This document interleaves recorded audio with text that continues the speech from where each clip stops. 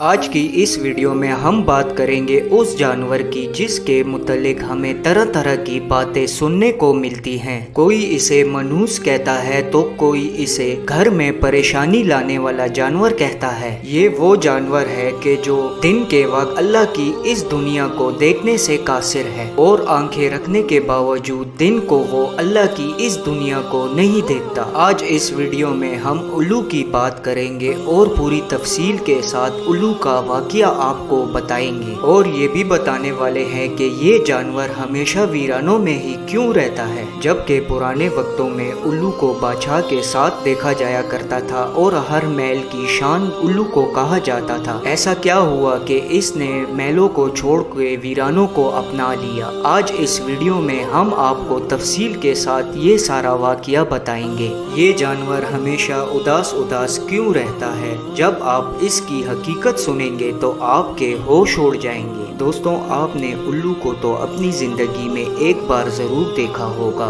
اور آپ نے یہ محسوس کیا ہوگا کہ یہ جانور ہمیشہ اداس کیوں رہتا ہے اور یہ ویران جگہوں پر ہی رہنا کیوں پسند کرتا ہے۔ دوستوں، روایتوں میں آتا ہے کہ ایک شخص امام جعفر صادق علیہ السلام کی خدمت میں حاضر ہوا اور عرض کرنے لگا، اے امام جعفر صادق علیہ السلام، آپ مجھے بتائیے، یہ جو الو پرندہ ہے یہ ہمیشہ ویران جگہوں پر ہی کیوں رہتا ہے اور یہ ہمیشہ اداس ہی کیوں رہتا ہے؟ جب حضرت امام جعفر صادق علیہ السلام نے یہ سنا تو آپ علیہ السلام فرمانے لگے کہ اے شخص، یہ پرندہ جو تو آج دیکھ رہا ہے یہ پہلے ایسے نہیں ہوتا تھا۔ یہ الو پہلے ویران جگہوں پر نہیں رہتا تھا اور نہ ہی یہ کبھی اداس رہتا تھا۔ اس کے ساتھ ایک واقعہ پیش آیا ہے، اس کے بعد سے یہ پرندہ ایسا ہو گیا ہے۔ اس شخص نے امام جعفر صادق علیہ السلام سے فرمایا، اے حضرت، کیا واقعہ پیش آیا تھا اس پرندے کے ساتھ؟ اس کے بعد حضرت امام جعفر صادق علیہ السلام فرمانے لگے کہ اے شخص، یہ پرندہ حضرت محمد صلی اللہ علیہ وآلہ وسلم کی آل سے محبت کرنے والا پرندہ ہے۔ یہ پہلے ویران جگہوں پر نہیں رہتا تھا، یہ پہلے محلوں کی زینت اور بادشاہوں کی شان و شوکت کہلایا کرتا تھا، لیکن جب سے کربلا کا واقعہ ہوا ہے اس کے بعد سے یہ پرندہ ویران جگہوں پر رہنے لگا ہے۔ جب سے اس پرندے کو پتہ چلا ہے کہ حضرت امام حسین علیہ السلام اپنے قافلے کے ساتھ کربلا میں رکے ہوئے ہیں تو یہ پرندہ 9 محرم کی رات کربلا کے میدان میں جا پہنچا اور جا کر حضرت امام حسین علیہ السلام سے عرض کرنے لگا کہ یا حسین علیہ السلام، میرے لیے کیا حکم ہے؟ تو اس پر امام حسین علیہ السلام نے فرمایا کہ اے پرندے، تم یہاں سے چلے جاؤ، کیونکہ کل یہاں حضرت محمد صلی اللہ علیہ وآلہ وسلم کی آل کے ساتھ جو ہونے والا ہے وہ تم نہیں دیکھ سکو گے، تم اس کو برداشت نہیں کر پاؤ گے۔ یہ سن کر الو بہت پریشان ہوا اور امام حسین علیہ السلام سے عرض کرنے لگا کہ یا امام حسین علیہ السلام، میں نہیں جاؤں گا۔ جب وہ پرندہ بار بار ضد کرنے لگا تو امام حسین علیہ السلام نے اسے یہاں رکنے کی اجازت دے دی۔ اس کے بعد محرم کا 10واں دن آیا اور کربلا کا واقعہ رونما ہوا، جو اس الو نے اپنی آنکھوں سے پورا دیکھا کہ کس طرح یزیدی لشکر نے امام حسین علیہ السلام کو شہید کیا، کس طرح امام حسین علیہ السلام کی آل کو شہید کیا اور کس طرح امام حسین علیہ السلام پہ ظلم طاری کیا۔ اس الو نے اپنی آنکھوں سے امام حسین علیہ السلام کا سر کٹا ہوا دیکھا۔ جب امام حسین علیہ السلام کے لاشے کو پامال کیا گیا تب بھی یہ الو اپنی آنکھوں سے سب کچھ دیکھ رہا تھا۔ جب اس الو نے سارا منظر اپنی آنکھوں سے دیکھا تو اس الو کو انسانوں سے نفرت ہو گئی اور یہ ایسے ویرانوں میں چلا گیا کہ جہاں پر انسان کی پرچھائی بھی نہ ہو۔ جب حضرت امام حسین علیہ السلام کو شہید کر دیا گیا تو اس الو نے قسم کھائی کہ اب کبھی وہ آبادی میں نہیں رہے گا، وہ ہمیشہ ویرانوں میں رہے گا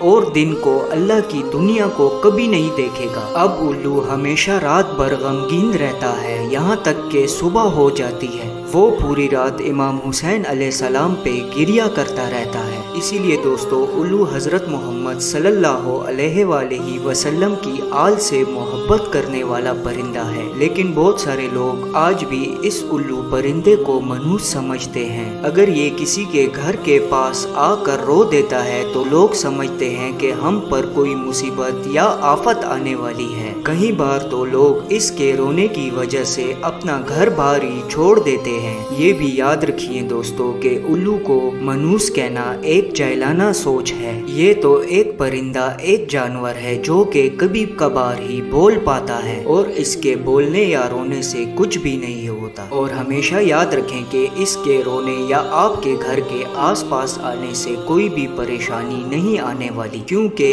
इसका गिरिया इमाम हुसैन अलैहिस्सलाम के लिए है और हजूर सल्लल्लाहु अलैहि वसल्लम की आल से मोहब्बत की निशानी है। आइए नाजरीन, आपको उल्लू की कुछ ऐसी बातें बताते हैं जिनको सुनकर आप हैरान रह जाएंगे। आपको ये जानकर हैरानी होगी कि इस दुनिया में 205 इकसाम के उल्लू पाए जाते हैं, लेकिन इनकी पूरी कौम को दो खास कबीलों में बांटा गया है। एक बरान उल्लू और दूसरा आम उल्लू के नाम से जाना जाता है। यहाँ तक के उल्लू को किसानों का दोस्त कहा जाता है। खरगोश, चूहा और कीड़े मकोड़ों को उल्लू खाता है और किसानों की फसलों को बचाता है। आमतौर पर इनकी उम्र तकरीबन 12 साल होती है। और इसी के साथ आपको बताता चलूं कि उल्लू अपना घोंसला पेड़ों की खो में बनाता है और जमीन से तकरीबन 20 मीटर की ऊंचाई पर होता है। इसके अलावा ये खंडरात और वीरान इमारतों में भी अपना घोंसला बनाता है। और अगर उल्लू की बात की जाए तो मुख्तलिफ ममालिक में उल्लू के मुतालिक मुख्तलिफ अकीदे भी आपको मिलेंगे। जैसे बरतानिया में उल्लू के रोने और बोलने को मनहूस कहा जाता है। जनूबी अफ्रीका में उल्लू की आवाज को मौत की अलामत समझा जाता है। कनाडा में दिन रात उल्लू के बोलने पे खानदान में किसी की मौत की खबर समझी जाती है। अमेरिका के जनूबी और मगरिबी हिस्सों में उल्लू को देखना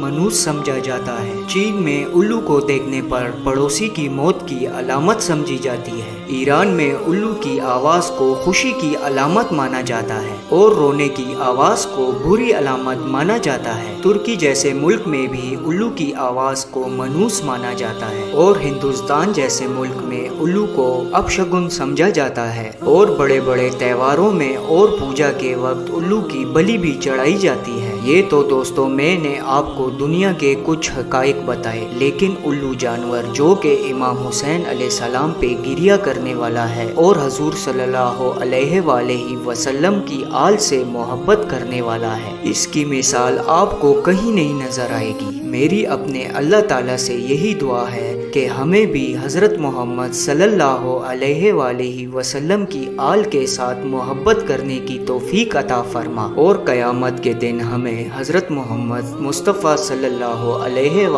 वसल्लम की शफाअत नसीब फरमा। अगर दोस्तों आपको ये वाक़या पसंद आया हो तो चैनल को सब्सक्राइब करें और बेल आइकन पर क्लिक करें।